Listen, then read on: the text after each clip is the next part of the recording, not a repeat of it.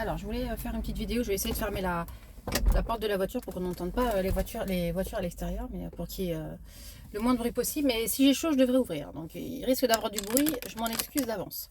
Je voulais faire une petite vidéo. J'ai deux vidéos à faire. Je vais commencer par celle-ci. Le sujet, c'était, je l'ai abordé ce matin pendant mon cours. Je suis formatrice à l'IFSI. Pour les promotions d'AP et d'AS, et on a parlé de tout ce qui était posture professionnelle, et on a parlé du secret professionnel, et on a également parlé du calot. C'est quelque chose que j'ai voulu en parler très brièvement parce que je trouve que ça ne représente pas notre travail, mais vu qu'il y a beaucoup de calots maintenant et que il y a une espèce de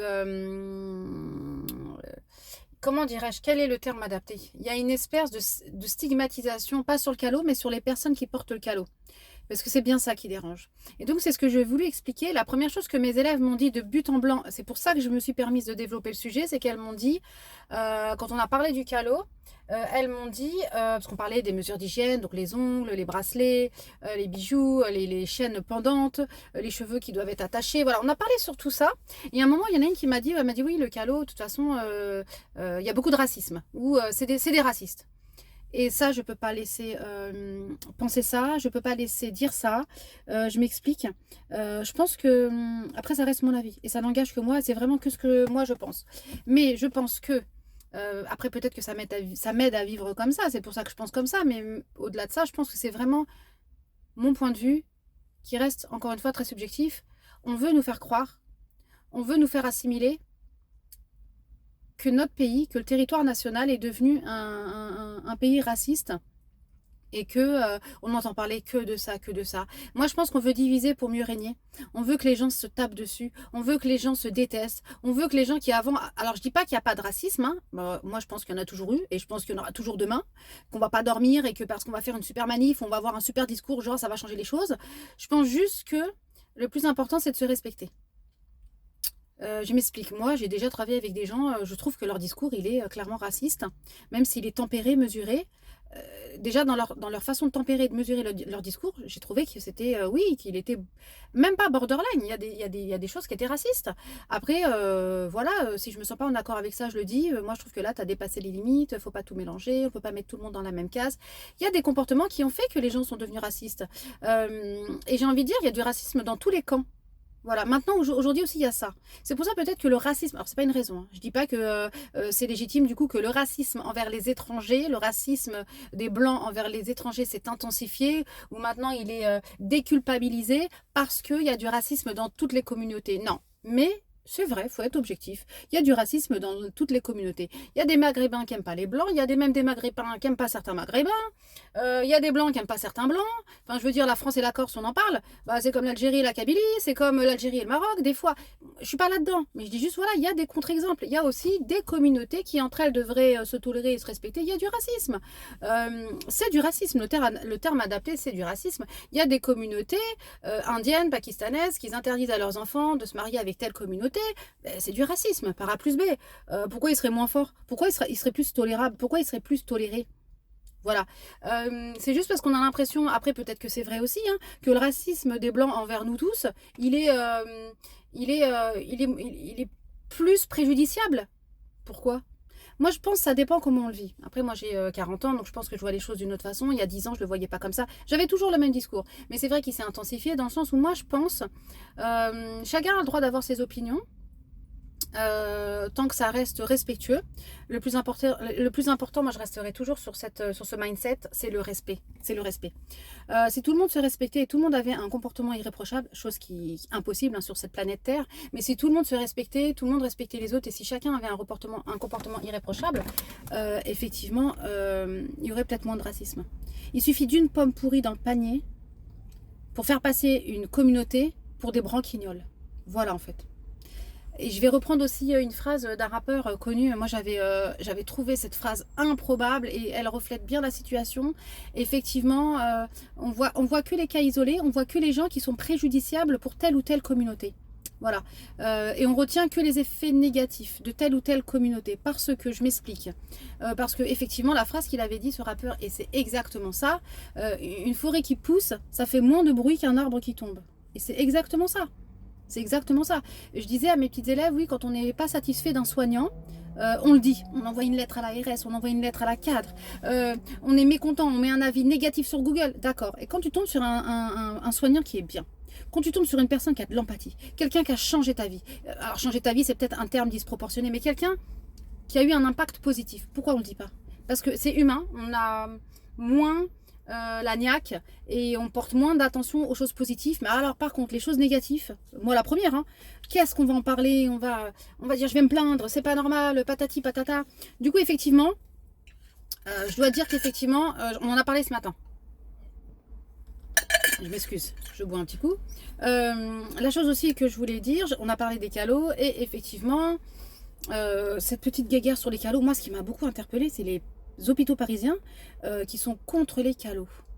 Moi je pense que le calot, parce que pour avoir travaillé avec des anciennes, avec des très très anciennes collègues, elles me disaient qu'il y a quelques années, le calot était obligatoire dans les milieux hospitaliers. Même quand on n'était pas au bloc, même dans des services de soins hospitaliers lambda.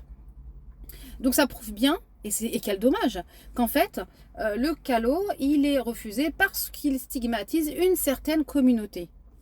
Je ne rentrerai pas dans les détails parce que je fais partie de cette communauté déjà. Compliqué de prêcher pour sa propre paroisse, vous le comprendrez. Mais ce que je veux dire, c'est que moi, ce qui me semble important, c'est le CV des uns et des autres.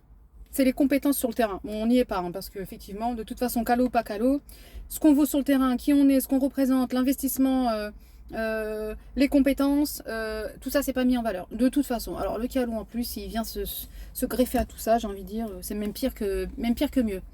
Donc voilà, ça me portait à cœur de le dire, de dire que moi je me sentais pas victime. Effectivement, je porte un calot sur mon centre hospitalier. Je n'ai pas souffert de stigmatisation oh là là là. Je n'ai pas souffert d'une stigmatisation quelle qu'elle soit. Excusez-moi.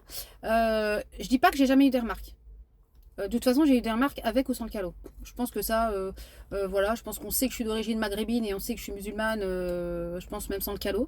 Donc voilà, moi j'ai beaucoup de collègues qui ne sont pas issus de cette communauté et qui ont des calots et qui le disent, hein, ils le disent, bah ça me saoule parce qu'en fait quand je mets mon calot on me dit bah alors tu t'es converti? Super. C'est vrai que ça fait avancer le schmilblick tout ça. Après bon, c'est des comportements isolés, c'est des comportements, je pense qu'il faut prendre de la hauteur, il ne faut pas s'arrêter à ce genre de comportement. Et moi j'en suis convaincue et je ne peux pas vivre en me disant on est dans un pays de racistes. Je pense que c'est ce qu'on veut nous faire croire. J'en suis persuadée. Et je refuse, et c'est ce que j'explique à mes enfants, et j'éduque mes enfants dans cette mentalité, on n'est pas dans un pays de racistes. Non, je suis désolée. La France, elle est belle, la France, elle accepte tout le monde, la France, elle est tolérante, et le vivre ensemble en 2026, c'est accepter tout le monde. Et dans notre journée, il peut y arriver, il peut se passer effectivement une altercation, pas une altercation, mais peut-être une phrase malheureuse de quelqu'un étroit d'esprit. Tant pis pour cette personne. Moi, ça ne m'impacte pas. Ça ne m'impacte pas parce que maintenant j'ai un certain âge et que je pense que j'ai fait un travail sur moi-même qui fait que oh franchement qu'est-ce que je m'en fiche. Et puis ça va pas faire. Le fait que j'intervienne, j'ai compris à mes dépens, parce qu'avant je n'étais pas comme ça, j'étais plutôt sanguine. J'ai compris à mes dépens que recadrer ce genre de personne, ça va juste moi m'épuiser. La personne ne changerait pas d'avis. Si elle est obtus, elle est obtus. Mais j'ai appris avec des gens qui étaient un peu borderline ou qui avaient des préjugés à beaucoup discuter, à parler de plein de choses. À expliquer ce qu'était peut-être ma foi, ma religion, mes principes, mes valeurs, ma pudeur. Je dis pas qu'elles ont adhéré à mes principes, mais elles m'ont mieux comprise.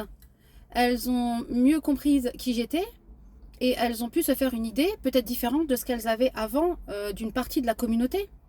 Il y a des endroits isolés où la communauté est très importante et qui dit communauté très importante, c'est vrai que les gens restent beaucoup entre eux. Et ça, c'est peut-être, ça peut être néfaste comme positif.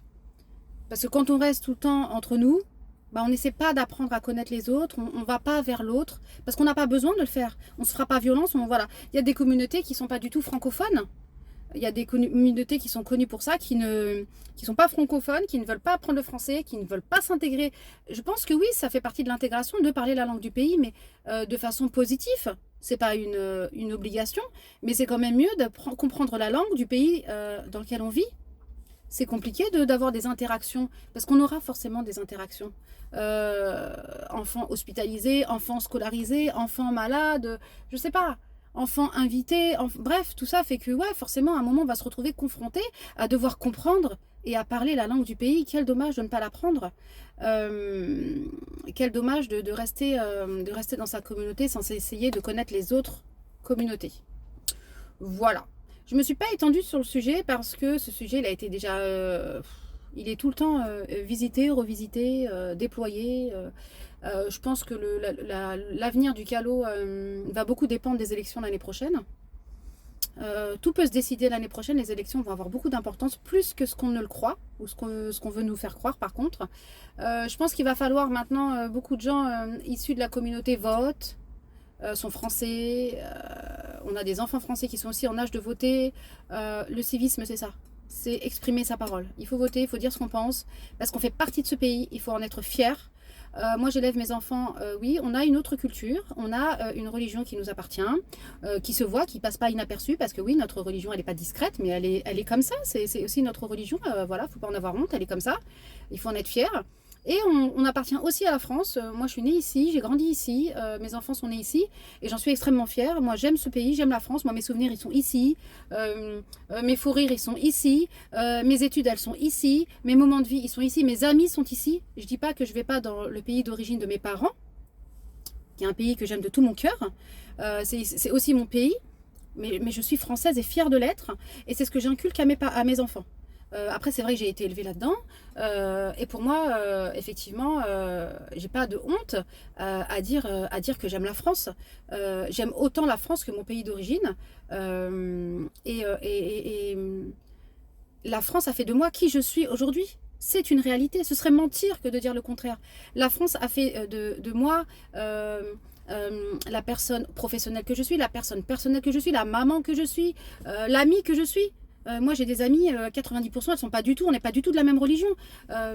Et merci la France, parce que je sais pas qui j'aurais été si j'étais née dans mon pays, dans le pays de mes parents, et si j'avais grandi là-bas.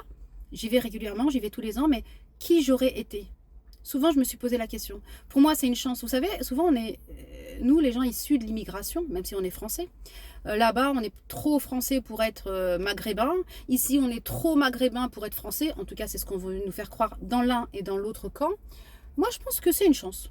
Moi, je suis très fière d'avoir deux pays d'appartenance, deux langues, une religion qui est ma priorité dans ma vie. J'élève mes enfants comme ça et j'ai pas de honte, j'ai pas je sais qui je suis. Et le plus important, je sais d'où je viens. Et ça m'aide à savoir où je vais. Et je peux pas renier mes origines. Donc voilà, mes parents sont originaires du Maghreb. J'aime ce pays. J'y vais tous les ans. J'ai investi dans ce pays pour plein de raisons diverses et variées. Ce pays a beaucoup changé et beaucoup évolué en peu de temps, et j'en suis extrêmement fière. Mais j'aime aussi la France.